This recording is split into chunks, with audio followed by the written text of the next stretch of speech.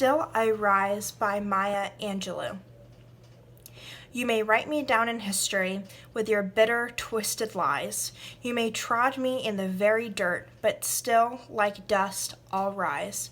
Does my sassiness upset you? Why are you beset with gloom? 'Cause I walk like I've got oil wells pumping in my living room?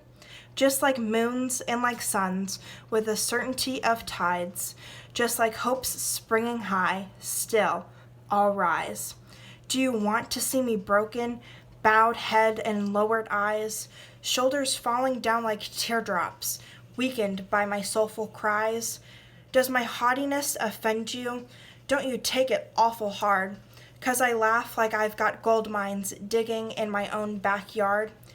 You may shoot me with your words, you may cut me with your eyes, you may kill me with your hatefulness, but still like air I'll rise.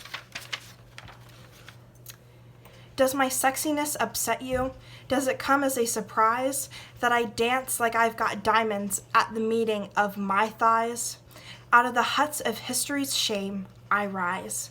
Up from a past that's rooted in pain, I rise. I'm a black ocean, leaping and wide, welling and swelling I bear in the tide. Leaving behind nights of terror and fear, I rise. Into a daybreak that's wondrously clear, I rise. Bringing the gifts that my ancestors gave, I am the dream and the hope of the slave. I rise, I rise, I rise. After reading the poem, I would like to analyze it.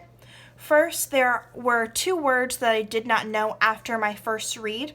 The first word was trod, which means walk over. You may walk over me in the very dirt, but still like dust I'll rise. And then the second word that I did not know was haughtiness, which means arrogantly superior. Next was the rhyme scheme, or words that rhyme. This was a different rhyme scheme than I've ever seen before. Every other line rhymed. So lies, rise, gloom, room, tides, rise, eyes, cries, hard, yard, eyes, rise, surprise, thighs, wide, tide. And then in line 34, we see a change in the rhyme scheme where the two words are at the beginning of the line, welling and swelling, but then we go right back to the rhyme scheme, fear, clear, and gave, enslave. Next are similes and metaphors. Maya Angelou uses a lot of these throughout the poem. First off, in lines 7 and 8, 'cause I walk like I've got oil wells pumping in my living room. This is an allusion to wealth, because oil is wealthy and people think that she is wealthy, when in reality she is just confident in her own body. Next, in lines 9 and 11, just like moons and like suns, just like hopes springing high. Here she has hope for the society that things will change, and springing high, just like moons and sun, they rise every day. Next, in line 15, we see another simile, shoulders falling down like teardrops. Her shoulders aren't literally falling just like teardrops, but they are slouching, and teardrops do fall down your face. Next, in lines 19 and 20, 'cause I laugh like I've got gold mines digging in my own backyard. Here is another allusion to wealth. Gold is a representation of wealth. Here people think that she's wealthy again, when really she is just confident. Next, in lines 27 and 28, that I dance like I've got diamonds at the meeting of my thighs. She doesn't have diamonds at the meeting of her thighs, but she does have something that is luxurious and that men crave and desire for, just like diamonds. Next, in line 33, I'm a black ocean. Here she's not a black ocean, but she is meaning that she is a powerful black woman, just how the ocean is powerful. Finally, in line 40, a metaphor, I am the dream and the hope of the slave. Here she isn't really saying she is the dream of the slave, but her ancestors did have a dream that she would be free and confident, just like she is today.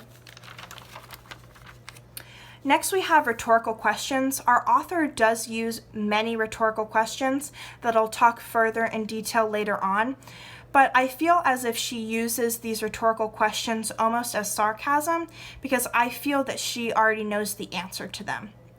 And finally, we have repetition. She uses two phrases that are repeated quite often. The first one is "you may," and that means society won't always cut her down, but they all have the chance to cut her down. And then the next phrase is "all rise" or "I rise," and that's very symbolic to the title and meaning when society does cut her down, she will have the strength and the power to rise above them and be more successful and powerful. After reading this poem, I was interested in learning more about Maya Angelou. After doing some research, I found out that her real name was Margaret Johnson, and she was born in 1928. She was born in St. Louis, Missouri, but shortly after being born, she moved to Arkansas. I also read some horrible news that she was raped by her mother's boyfriend at the young age of 8 years old.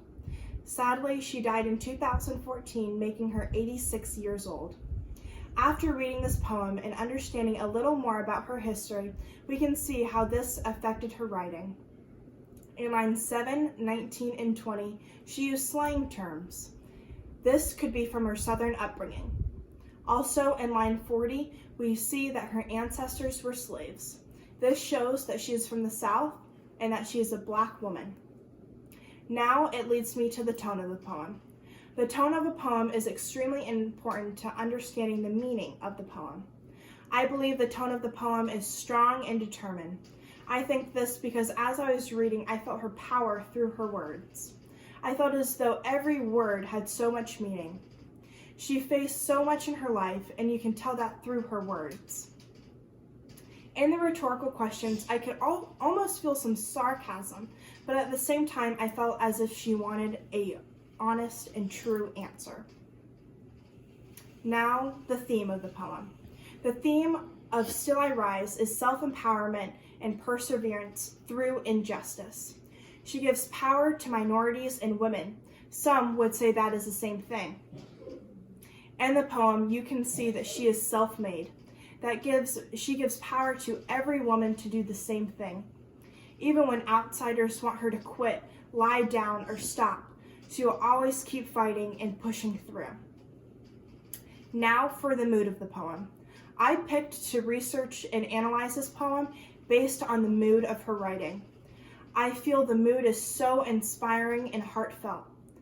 I feel as if I could hear her voice as I read every word. You can feel the courage and the strength it took to write this poem, and that's why I chose it. Now for the title of the poem. The title, Still I Rise, has great effect on the poem.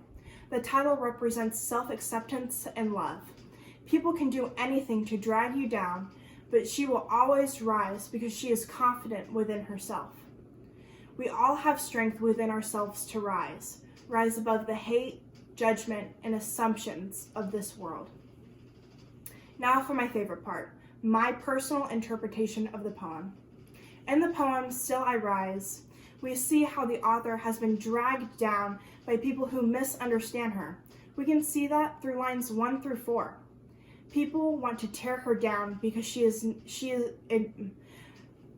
People want to tear her down because she will not let them, and she will always become greater because of them. I also think society believes that she is cocky based on lines 17 through 20 and 25 through 28, when in reality, she is just confident within herself.